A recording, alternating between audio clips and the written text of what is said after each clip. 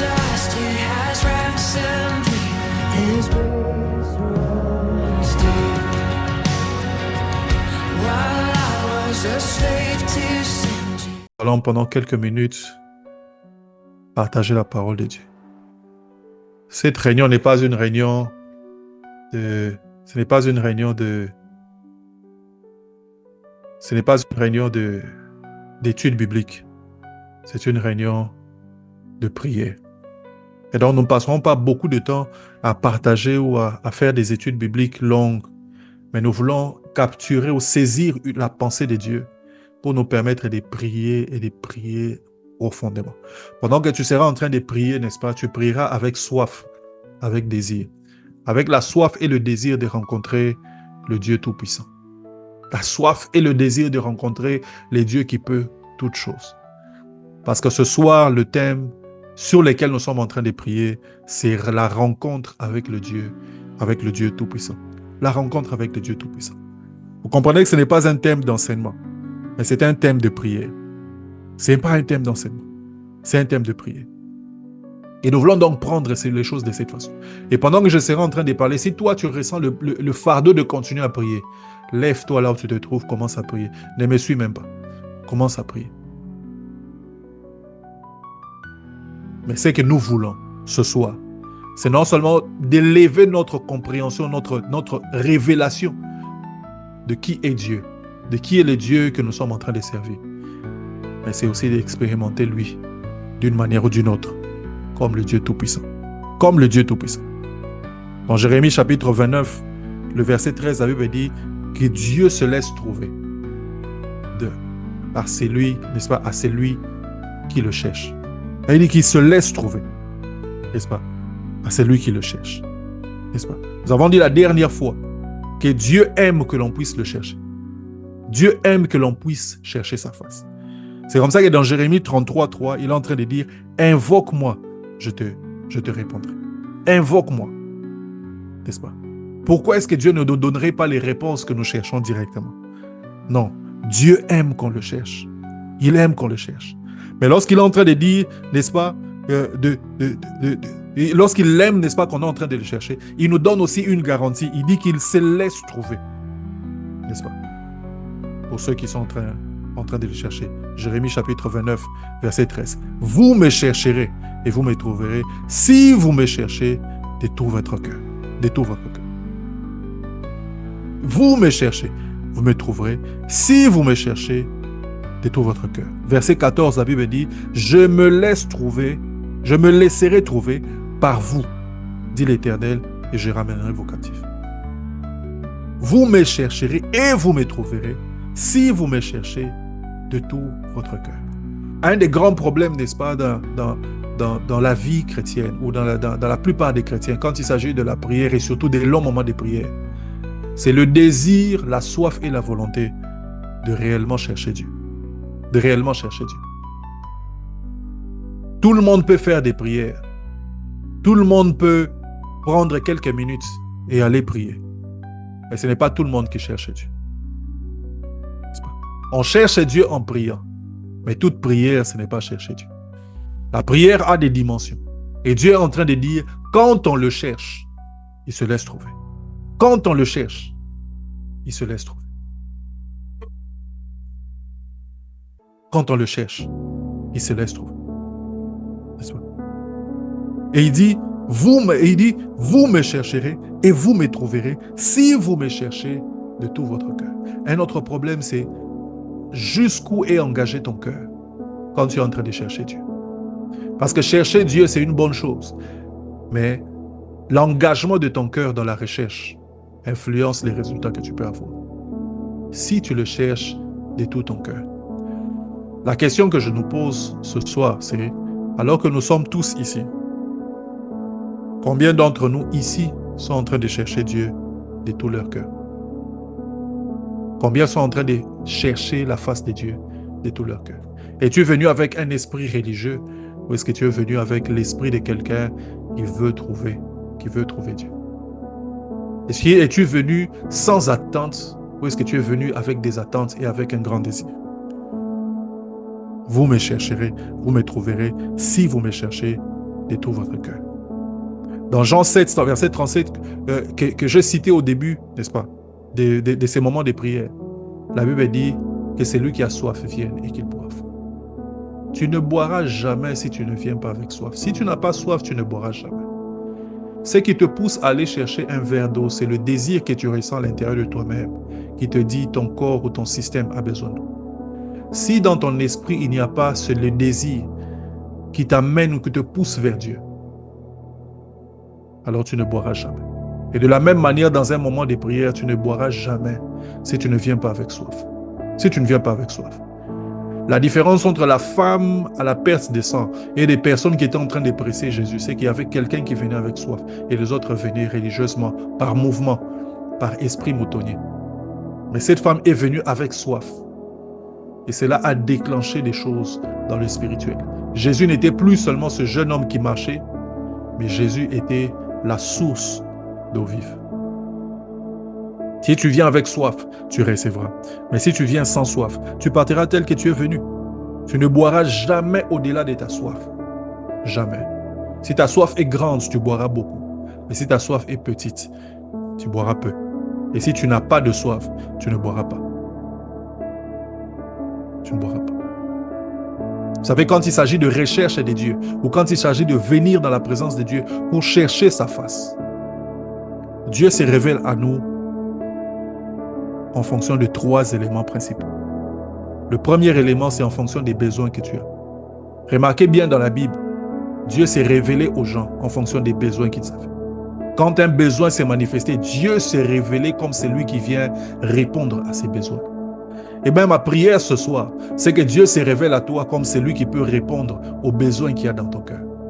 Voyez, le Dieu que tu sers, c'est un Dieu qui peut répondre à ce qui est à l'intérieur, le besoin qu'il y a à l'intérieur de toi-même. Et cela a amené, n'est-ce pas, la révélation de qui est Dieu. Les gens ne donnaient pas à Dieu des noms n'importe comment. C'était généralement en fonction de ce qu'ils avaient expérimenté. Et ce qu'ils avaient expérimenté, généralement, était lié à un besoin qu'ils avaient. La deuxième chose, n'est-ce pas, c'est Dieu se manifeste en fonction de ce que tu sais de lui. En fonction de la révélation que tu as de lui. En fonction de la révélation que tu as de lui. Plus haute est ta révélation de Dieu, plus tu vivras des choses de lui. Plus profonde est ta révélation de Dieu, plus tu vivras des profondeurs de Dieu. Mais si ta révélation de Dieu est superficielle, tu vivras aussi des choses superficielles. Mais il y a des dimensions encore plus profondes. Et ma prière ce soir, et c'est mon invitation à toi, c'est que tu arrives à des dimensions encore plus profondes. Et ce soir, nous voulons vivre une autre dimension de Dieu. Une autre dimension de Dieu. Vous savez, pour certaines personnes, Dieu n'est que celui qui sauve. Après le salut, ils vivent leur vie comme ils veulent. Ils vivent leur vie en fonction de leur propre intellect. Dieu ne peut pas leur parler. Dieu ne peut pas leur révéler les choses cachées. Dieu ne peut pas accomplir des miracles. Dieu est resté dans le passé, dans l'infini, dans le passé, lorsqu'on est en train de penser à comment est-ce que le monde est arrivé. Alors on se rend compte, Dieu a certainement existé. Et il limite Dieu à cela. Mais Dieu n'est pas le Dieu de maintenant pour eux. Ta révélation de Dieu limitera toujours le champ d'action de Dieu. Plus ta révélation de Dieu est grande, plus tu commenceras à vivre Dieu.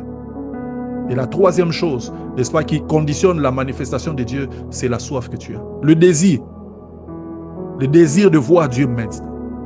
Le désir que tu as en toi-même, quand tu t'approches de Dieu et tu dis, je ne veux pas te vivre demain, je veux te vivre maintenant. Ce désir qui t'amène, n'est-ce pas, à genoux, ou ce désir qui t'amène à aller dans ta chambre, le désir qui t'amène à prendre le temps de jeûner, le désir qui t'amène, n'est-ce pas, à entrer en retraite, le désir qui t'amène à appeler tes frères et sœurs et leur dire, nous devons prier ensemble, j'ai besoin qu'on prie ensemble pour telle ou telle autre chose. La soif que tu as. La soif que tu as. Ces 3 choses conditionnent comment est-ce que Dieu se révèle à nous. Comment est-ce qu'il se révèle à nous. Et ma prière ce soir, c'est que tu puisses connaître les dieux tout-puissants. Parce qu'il s'agit de lui que nous voulons parler. Il s'agit de Dieu, mais nous voulons parler du Dieu qui est capable de faire toutes choses. Le Dieu tout-puissant. La puissance veut dire, n'est-ce pas? La puissance veut dire, en français, la puissance, c'est la capacité d'exercer une influence. Quand on dit que quelqu'un est puissant ou une personne est puissante, une femme est une femme puissante, c'est qu'elle a la capacité d'exercer une influence. Elle a la capacité d'influencer les choses, influencer les hommes, influencer les événements. On dit que cette personne est puissante. Mais la puissance, c'est aussi le caractère de ce qui peut beaucoup et qui produit des grands effets. C'est ça la puissance. La puissance, c'est le caractère de ce qui produit des grands effets, qui peut beaucoup de choses. Mais vous voyez, nous parlons pas ici tout simplement du Dieu qui est puissant, mais nous parlons du Dieu qui est tout puissant. Et c'est comme ça que la Bible le qualifie, n'est-ce pas? On l'appelle le Dieu tout puissant. Eh bien, tout puissant veut tout simplement dire que ce qu'il est en termes de puissance va à l'extrême. Va à l'extrême. Il est puissant, mais il est puissant à l'extrême. Il arrive à un degré d'influence que personne ne peut imaginer, que personne ne peut comprendre. Il peut influencer et il peut tout influencer. Il a la capacité d'exercer l'influence et il n'est pas limité dans sa façon d'exercer l'influence. Il est puissant, mais il est tout puissant. Et c'est comme ça que Abraham, n'est-ce pas, l'a appelé. Dans Genèse chapitre 35, quand Dieu parle à Abraham, regardez ce qu'il est en train de lui dire. Genèse 35, verset 11. Ou plutôt quand Abraham est en train de parler de Dieu. La Bible dit ceci. C'est Dieu qui est en train de parler.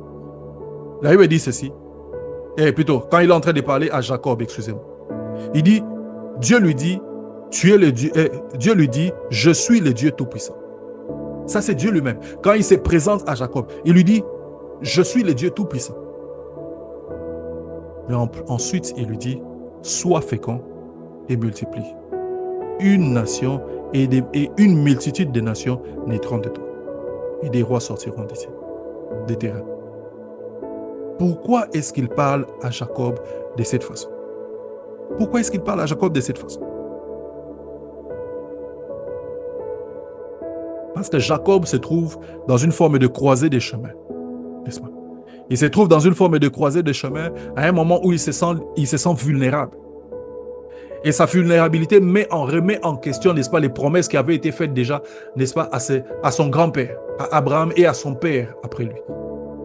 La promesse selon laquelle ils hériteraient un pays, que deux sortiront des nations. Et quand Dieu se présente à lui, il se présente comme le Dieu tout-puissant. C'est-à-dire qu'il est en train de dire à Jacob, je suis le Dieu qui est capable de tout faire. Tu n'as pas de raison de t'inquiéter. Tu n'as pas de raison de penser que je ne peux rien faire dans ta vie. Tu n'as pas de raison de penser que ta petitesse m'empêche de faire de toi une grande personne. Tu n'as pas raison de penser que, n'est-ce pas, ta vulnérabilité aujourd'hui m'empêchera de faire de toi une personne puissante. Tu n'as pas de raison de penser que le fait que tu n'as que ceci m'empêchera de te donner des nations après. Je suis le Dieu Tout-Puissant. Il se présente comme le Dieu Tout-Puissant pour élever la barre. Il se présente comme le Dieu Tout-Puissant, n'est-ce pas, pour élargir la tente de Jacob. Pour que Jacob cesse de réfléchir en termes de ce qu'il est en train de voir, en termes, n'est-ce pas, de ce qui est autour de lui. Pour que Jacob commence à ajouter Dieu dans l'équation de sa vie. Oh mon Dieu. Qu'est-ce qui est dans l'équation de ta vie? Vous savez, quand on fait les calculs de nos propres vies, on est en train de voir les moyens que l'on a, on est en train de voir nos capacités intellectuelles, on est en train de voir le temps que nous avons déjà perdu dans notre vie ou l'âge que nous avons. Lorsqu'on fait l'équation de nos vies, on est en train de regarder, n'est-ce pas, les types de relations que nous avons. On est en train de regarder les difficultés ou les facilités que nous avons autour de nous, les diplômes que l'on a. On est en train de regarder les promesses que certaines personnes nous ont faites. C'est ça qu'on met dans l'équation de nos vies. Et bien, quand Dieu s'approche de Jacob, il est en train de lui dire, ajoute-moi aussi dans cette équation. Oh mon Dieu. Dieu est en train de parler à Jacob et lui dit, ajoute-moi aussi dans cette équation. Parce que je suis le Dieu Tout-Puissant. Que quelqu'un ce soir ajoute Dieu dans l'équation aussi. Ajoute Dieu dans l'équation aussi. Quand tu ajoutes Dieu dans l'équation, tu te rendras compte que ce que tu pensais être impossible cesse d'être impossible. Ce que tu pensais être difficile cesse d'être difficile. Qu'est-ce qui est difficile pour le Dieu que tu sais? Qu'est-ce qui est difficile pour le Créateur des cieux et la terre? Le Dieu qui a créé l'infiniment petit et l'infiniment grand. Qu'est-ce qui est difficile pour lui? Qu'est-ce qui est difficile pour celui qui est l'origine de tous les esprits? Qu'est-ce qui est difficile pour lui? Qu'est-ce qui est difficile pour lui, n'est-ce pas? Le Dieu qui a créé, n'est-ce pas, qui a créé l'air que tu es en train de respirer. Le Dieu qui a créé le visible et l'invisible. Qu'est-ce qui est difficile pour lui? N'est-ce pas ce qu'il a dit à Abraham dans Genèse chapitre 18? Quand nous lisons dans Genèse chapitre 18 au verset 4, alors que Abraham, n'est-ce pas, est en train de désespérer. Est-ce que j'aurai des enfants? Est-ce que j'aurai des enfants? Alors que lui et sa femme, ont peut-être déjà mis une croix, n'est-ce pas, sur cette espérance qu'ils étaient en train de chérir pendant des années et qu'ils arrivent à un moment de leur vieillesse, n'est-ce pas? Ils rencontrent, ou Dieu les rencontre plutôt, ou ils rencontrent Dieu. La Bible dit que Dieu s'approche d'eux avec 2 anges, n'est-ce pas? Ils ont une conversation. Et au terme de cette conversation, il lui dit que l'année prochaine, à la même époque, Sarah aura un enfant. Il dit à la même époque, l'année prochaine, Sarah aura un enfant. Sarah qui connaissait, n'est-ce pas, les difficultés qu'il y avait à concevoir. Quand on ne considère que les éléments humains ou naturels dans l'équation de la vie, Sarah rit. Mais le Dieu qui est au-delà, n'est-ce pas, des choses physiques, le Dieu qui est au-delà du naturel, s'étonne et dit pourquoi est-ce que Sarah rit? Pourquoi Sarah rit? Verset 12, la Bible dit, elle rit en elle-même en disant, maintenant que je suis vieille, aurais-je encore des désirs? N'est-ce pas? Mon Seigneur est aussi vieux. L'Éternel dit à Abraham, pourquoi donc Sarah a-t-elle ri? La question de Dieu, ce n'est pas une question de quelqu'un, n'est-ce pas, qui veut reprendre Sarah ou Abraham seulement. La question de Dieu, c'est aussi l'étonnement du Dieu qui regarde ses propres capacités et se rend compte que sa création est en train de douter de lui. Est-ce que vous m'avez entendu? Dieu rit pas seulement parce que Sarah était en train de douter de lui et il voulait répondre, n'est-ce pas, Sarah? Dieu est en train de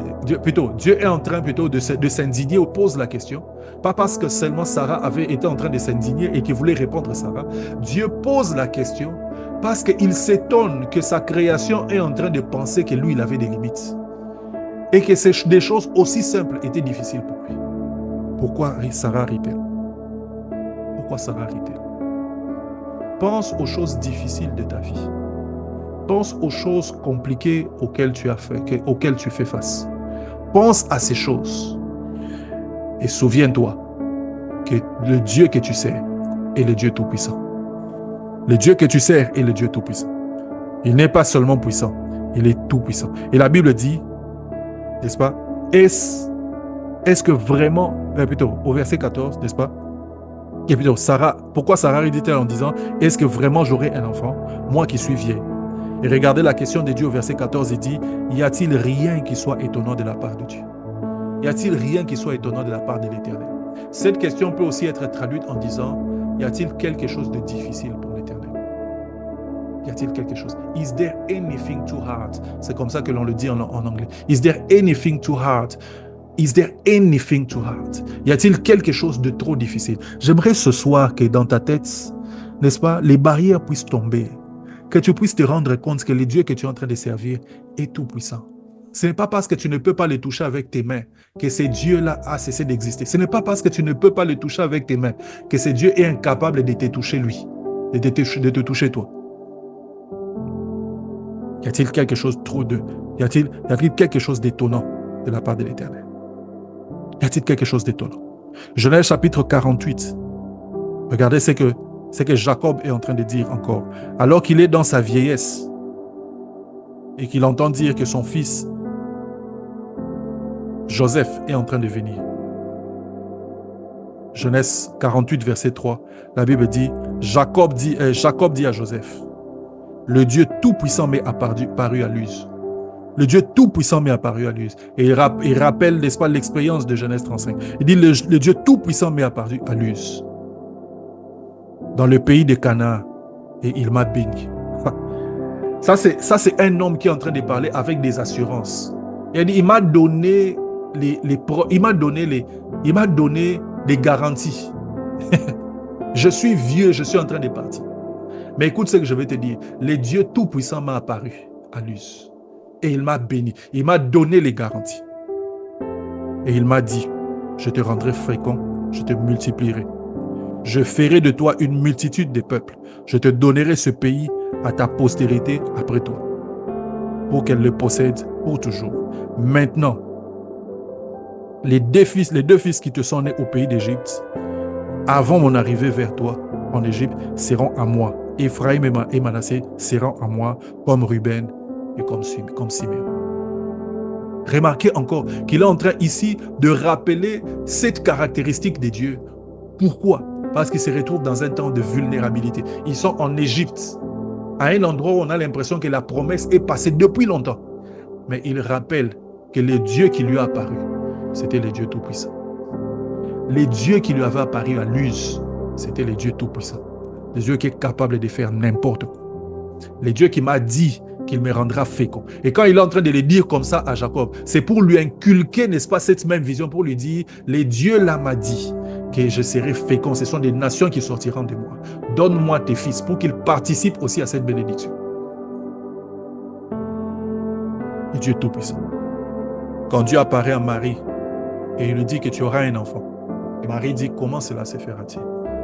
Parce que Marie est en train d'imaginer sa vie comme une femme. Elle s'est dit, j'ai besoin d'un homme. J'ai besoin de connaître un homme. Voici comment les choses sont censées se passer. Alors que l'ange est en train de lui parler, lui dit, n'est-ce pas, que la puissance du Tout-Puissant, n'est-ce pas, l'ombre du Très-Haut te couvrira de son ombre. L'ombre du Très-Haut te couvrira de son ombre. Luc 1, verset 35, l'ange lui dit, le Saint-Esprit viendra sur toi et la puissance du Très-Haut te couvrira de son ombre. C'est pourquoi le Saint-Enfant qui naîtra de toi sera appelé Fils de Dieu. L'ombre du Très-Haut te couvrira de son ombre. Ou la puissance du Très-Haut te couvrira de son ombre. Et ce que j'aime, c'est ce qu'il dit dans la suite. Au verset 36, la Bible dit, « Voici Élisabeth, ta parente, a conçu. Et là, elle aussi a un fils en sa vieillesse. Et celle qui était appelée stérile est dans son 6e mois. » Qu'est-ce que l'ange est en train de faire? L'ange est en train de lui donner les garanties. Il lui dit, celle qu'on appelait stérile, celle que tout le monde a pointé du doigt en disant c'est fini, celle-là déjà, j'ai déjà résolu le problème. Pour celle-là, j'ai déjà résolu le problème. Elle en est à son 6e. Alors il lui dit à elle, il dit, car rien n'est impossible. Rien n'est impossible à Dieu. Car rien n'est impossible à Dieu. Ça, c'est le Dieu Tout-Puissant. Le Dieu pour qui rien n'est impossible. J'aimerais cette nuit que tu gardes toutes ces images. Garde l'image de Marie, n'est-ce pas, qui n'a pas connu d'homme. À qui, n'est-ce pas, à qui l'ange est en train de dire que rien n'est impossible à Dieu. Garde l'image, n'est-ce pas, de Jacob. Garde l'image de Abraham dans ton esprit. Garde l'image de ces gens, n'est-ce pas, qui ont vu leurs espérances s'en aller, mais à qui Dieu s'est présenté comme le Dieu Tout-Puissant. Il se présente comme le Dieu Tout-Puissant. Parce qu'en réalité, il est capable de faire n'importe quoi. Dans Matthieu chapitre 19, le verset 26, et j'aime particulièrement ce texte. Matthieu 19. Matthieu 19 et le verset 26. J'aime particulièrement ce texte dans la façon dont on est en train de rendre la même réalité. Jésus les regarda et leur dit, aux hommes cela est impossible, mais à Dieu tout est possible. Et j'aime cette contradiction, j'aime ce contraste. Aux hommes cela est impossible, mais à Dieu tout est possible. Aux hommes cela est impossible, mais à Dieu tout est possible. Lorsque tu penseras que quelque chose est impossible, à Dieu c'est possible. Lorsque tu penseras que quelque chose est difficile, pour Dieu c'est facile. Lorsque tu penseras que quelque chose est au-delà de ta portée, Dieu est capable de t'amener là-bas dans un clin d'œil. Lorsque tu penseras que quelque chose est trop loin de toi, le temps est déjà passé, Dieu est capable de te le donner aussi. Aux hommes c'est impossible, mais à Dieu tout est possible. Lorsque tu penseras que parce que tu es dans une terre étrangère, tu es appelé à n'avoir que des miettes, souviens-toi qu'à Dieu tout est possible. À Dieu tout est possible. Le Dieu que tu sers n'a pas de limites. Le Dieu que tu sers n'a pas de limites. À Dieu tout est possible. Regardez ce qu'Éphésiens est en train de dire. Éphésiens chapitre 3, le verset 20. Un texte dont il faut toujours se souvenir. Or à celui qui peut faire, par la puissance qui agit en nous, infiniment au-delà de ce que nous demandons et pensons. Si on avait dit il peut déjà agir au-delà de ce que nous demandons et pensons, ce serait déjà bien. Mais on est en train de dire infiniment pour nous faire comprendre que tu ne peux pas imaginer jusqu'où Dieu peut aller. C'est pour ça que Dieu s'étonne. Quand n'est-ce pas, Sarah rit, Dieu s'étonne. Il dit, mais pourquoi est-ce qu'elle rit? Dieu s'étonne. Pourquoi est-ce qu'elle rit? Il s'étonne parce que tu ne devrais pas douter de lui. Tu ne devrais pas douter de ses capacités. Tu ne devrais pas douter de ce qu'il est capable de faire. Tu devrais avoir dans ton esprit la mentalité des possibilités parce que Dieu est avec toi. Aux hommes, c'est impossible. Mais pour Dieu, tout est possible. Tout est possible. Appeler Dieu Tout-Puissant veut dire ceci. 6 choses. Appeler Dieu Tout-Puissant veut dire que le Dieu que tu appelles Tout-Puissant est capable de contrôler les lois naturelles et les lois surnaturelles, les lois spirituelles. Le Dieu Tout-Puissant veut dire qu'il est capable de contrôler les temps. Le Dieu Tout-Puissant veut dire qu'il est capable de contrôler les circonstances. Le Dieu Tout-Puissant veut dire que ce Dieu est capable de faire fléchir la volonté des rois. La Bible dit, les cœurs des rois sont comme un courant d'eau entre ses mains. Il les incline comme il veut. Il les incline comme il veut. Il les incline comme il veut. Souvenez-vous de quand Pharaon a voulu faire le dur devant Dieu. Dieu l'a amené à l'extrême jusqu'à ce qu'il était obligé de chasser le peuple d'Israël. Pourtant, Dieu était parti par la méthode douce avant. Fais sortir laisse aller mon peuple. Laisse aller mon peuple. Il n'a pas voulu jusqu'à ce que Dieu l'a fait fléchir. Appeler Dieu Tout-Puissant veut dire que ce Dieu-là est capable de faire fléchir la volonté des rois. Qui est-ce que tu considères comme un roi dans ta vie? Une personne qui a une décision sur ce qui te concerne. Le Dieu que tu sers est capable de faire fléchir la volonté des rois. Le Dieu Tout-Puissant, n'est-ce pas? C'est le Dieu pour qui il n'y a pas de barrières. Pas de barrières dans le temps ou dans les lieux. Il est capable d'agir à des milliers de kilomètres. Il est capable d'agir dans l'environnement direct. Il est capable d'agir, n'est-ce pas, dans le futur. Il est capable. Il n'a pas de limite, ni de temps, ni de lieu. Et le Dieu Tout-Puissant, c'est aussi le Dieu qui est créateur. C'est aussi le Dieu qui est créateur. Créer veut dire que tu amènes quelque chose qui n'existe pas. Nous avons parlé, il y a 2 samedis passés, nous avons parlé, n'est-ce pas, de la rencontre avec le Dieu créatif. La créativité parle d'une capacité mentale, d'une capacité intellectuelle, n'est-ce pas? Mais créer, n'est-ce pas, ou la capacité de créer parle, n'est-ce pas, de cette faculté de pouvoir amener à l'existence des choses alors qu'elles n'existent pas. Eh bien, le Dieu Tout-Puissant est capable de créer des choses. Je veux finir avec 2 témoignages et nous allons prier. 2 témoignages dont je me souviens. Le premier, c'est un homme de Dieu, n'est-ce pas, qui s'est retrouvé à Kinshasa, n'est-ce pas, une femme qui est venue vers lui avec un ventre ballonné. On avait fait des échographies, on a constaté que, n'est-ce pas, il y a une forme de masse ou quelque chose comme ça.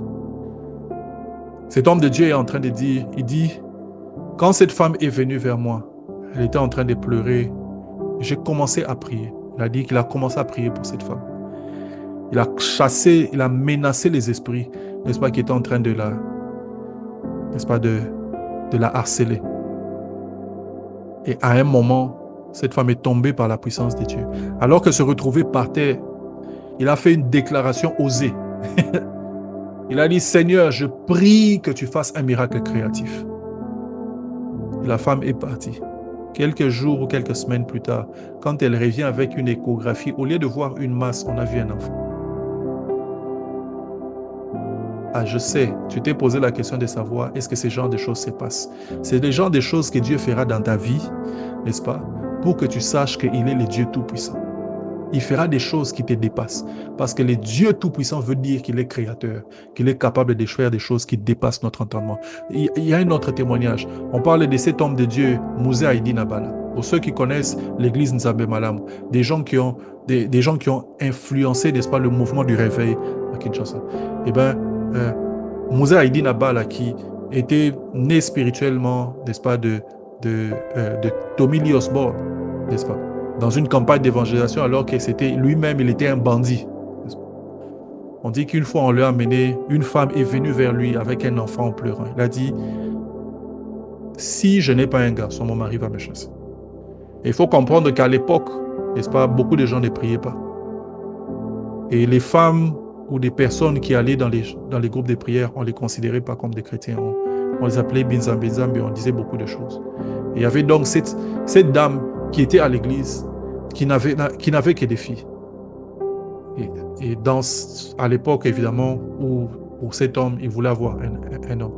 Et ils ont cherché plusieurs reprises pour avoir un garçon. Ils voulaient avoir un garçon. Ils ont cherché à avoir un garçon. Il n'en arrivait pas. On amène cette fille. Et cette dame dit, mon mari va me chasser. Il va me chasser de la maison. Et j'ai encore eu une fille. On dit que Moussa Eddin Nabal a pris l'enfant, l'a élevé vers le ciel. Et comme il parlait généralement en Swahili, il fait une prière en Swahili, il dit « Au nom de Jésus ». Et il ramène l'enfant dans les bras de la mère. Le sexe de l'enfant change, de fille à garçon. Parce que le Dieu que tu sais est un Dieu créatif. Ah mon Dieu, les témoignages sont en train de revenir dans mon esprit. Je me souviens encore d'une autre histoire. Cette fois-ci, c'est le bishop David de Oyedepo qui raconte cela lui-même. Il dit, il y a un monsieur ou une dame qui vient vers lui. Et cette personne était SS, avait l'anémie. N'est-ce pas? En anglais, c'est sickle cell. Il avait l'anémie. Il arrive à son bureau, malade. Il prie pour lui. La personne s'en va. On fait les tests de nouveau. Au lieu même d'aller de SS à AS, il est parti de SS à AA.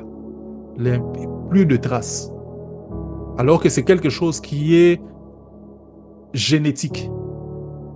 Quelque chose qui est génétique. Tania peut nous expliquer ça encore plus facilement. C'est génétique. Ça fait partie de la personne. C'est dans les cellules. Pour que ça change, il faut que quelque chose change dans les gènes. Ça, c'est déjà du créatif. Un miracle créatif. Le Dieu Tout-Puissant, c'est un Dieu créateur. C'est un Dieu créateur. Et un dernier témoignage. Il y a cet homme, ce jeune homme qui arrive au bureau du bishop David de Oyedepo avec le sida, déjà sur le point de mourir. Sa peau déjà en train de s'abîmer. Et lui-même, le bishop, quand il est en train de dire, quand je l'ai regardé, vous sentez que donc il est sur le point de partir, presque un squelette. Quand il arrive, il prie pour lui. Le jeune homme tombe sous la puissance de Dieu et sa peau commence à trembler.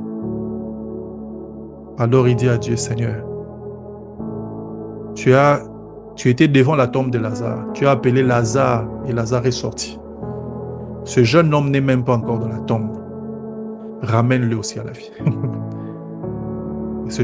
Le monsieur est parti. Quelques temps plus tard, il est revenu sur la chair en train de témoigner pour la gloire de Dieu. Pourquoi je nous parle de ces choses? Parce qu'il faut que ce soit notre intelligence puisse être renouvelée. Que tu réfléchisses en termes de possibilités. Pour les hommes, c'est impossible. Mais pour Dieu, tout est possible. Pour Dieu, tout est possible. Pour Dieu, tout est possible. J'aimerais que tu commences à prier. J'aimerais que tu commences à élever la voix. Tu vas dire à Dieu, Seigneur, je veux te rencontrer, toi, le Dieu créatif. Visite-moi de façon particulière. Visite ma famille de façon particulière.